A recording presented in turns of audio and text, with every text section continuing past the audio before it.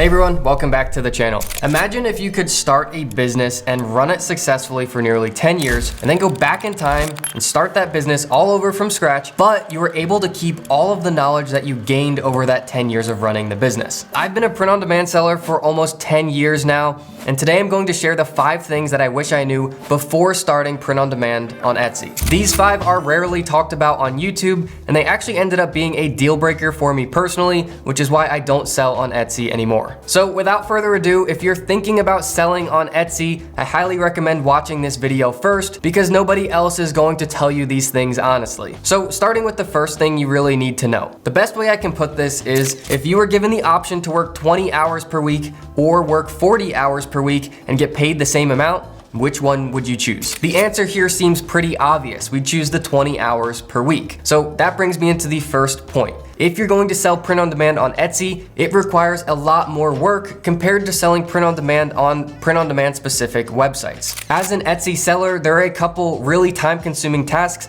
that you have to do to run the business. On other print-on-demand websites, you don't have to do these tasks at all. This is essentially because Etsy is an entire marketplace. It's not a print-on-demand specific website. So to give you some ideas of these time-consuming tasks, if you're going to be selling on Etsy, the first thing you're going to have to do is find and set up a third-party print-on-demand fulfillment service. This one is really not so hard to do, but there's a couple others. Next, and this is an ongoing thing for as long as you sell on Etsy, you're going to have to nurture your customer reviews on your Etsy shop. And then the last thing, which again is an ongoing thing, this is the most time consuming, you're going to have to manage all of the customer service. Speaking of the customer service, this brings us right into the next thing that you really need to know. This next thing is that there is a button in the bottom right corner of every product on Etsy that says message the seller. As a seller on Etsy, you will get a ton of messages from people interested in your products, even if they haven't made a purchase yet. What nobody is going to tell you is that Etsy monitors how quickly you respond to these messages,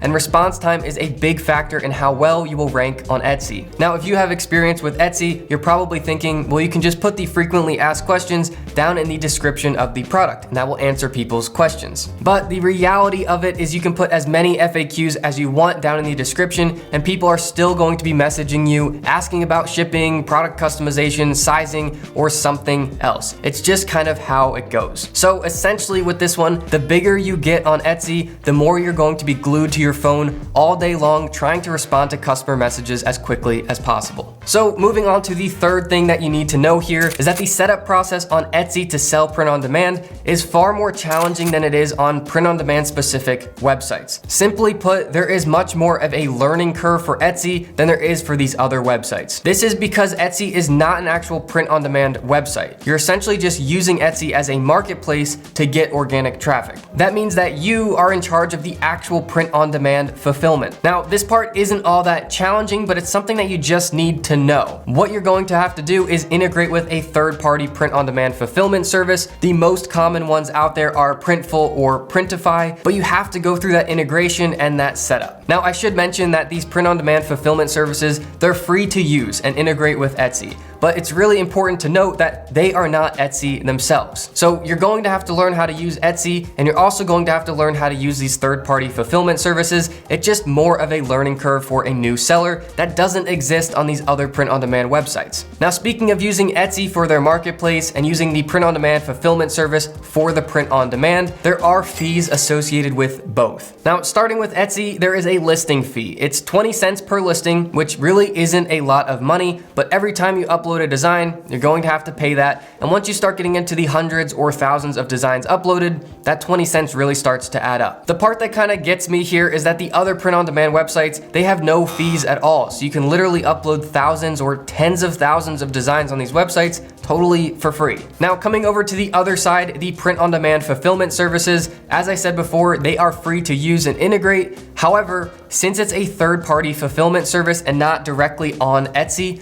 every time someone places an order, that order basically gets routed through your fulfillment service, and you have to pay the upfront cost of goods for that. To kind of walk you through this to understand it, what happens is when someone places an order on Etsy, you will be charged the cost of goods on that product. So let's call it $15, for example. And then you receive the actual purchase price from the customer on Etsy. Let's call that $20, for example. So your profit in between is $5. you get to keep that $5, but you had to pay that $15 up front, which on these other print-on-demand websites, you don't have to do. On the other print-on-demand websites, they simply just give you a split of the profit every time someone makes a purchase. I personally think that's a much simpler way of doing it. You're just paid basically a royalty or a commission, and you don't have to even put a card on file to pay for the cost of goods. So with that said, that brings us into the fifth and last thing that I think you really need to know if you're going to sell print on demand on Etsy. And this may be the most important because it starts to get into the legal territory. What this is that sales tax can start to get a little bit messy when you're selling on Etsy. I really want to share this information because not many people know this, but when you sell on Etsy, you're technically buying a product from the print-on-demand fulfillment service and then reselling that to an Etsy customer. So what that means is since you are reselling a product, technically, this means that you have to handle the issue of sales tax. And this is where it gets a little bit messy because there's no one size fits all. These sales tax requirements depend on where you are located. So it may involve registering for a sales tax permit or a reseller permit, and then you have to file sales tax returns. This is one that just doesn't really have a clear answer for, but it's very, very important because you want to make sure that you're doing everything by the books when it comes to paying taxes. Now, again, I have to compare this to the other print-on-demand specific websites. They are simply paying you a split of the profit as a royalty or a commission. So this means you're not the actual seller of the product or even a reseller of the product. You're simply the artist who created the design, and therefore you don't have to worry about sales tax. So if you're like me and you want an easier way to sell print on demand, I'll link up a full step-by-step tutorial in the description below that goes over the 5 print on demand websites that I personally use myself because they are much easier to use. That tutorial will go through everything step by step, so you should have all the information you need there to get started. If you found this video helpful, I would really appreciate the thumbs up, and don't forget to subscribe for more content like this. And as always, if you have any questions at all, just let me know down in the comments. Otherwise, I'll see you all in the next video.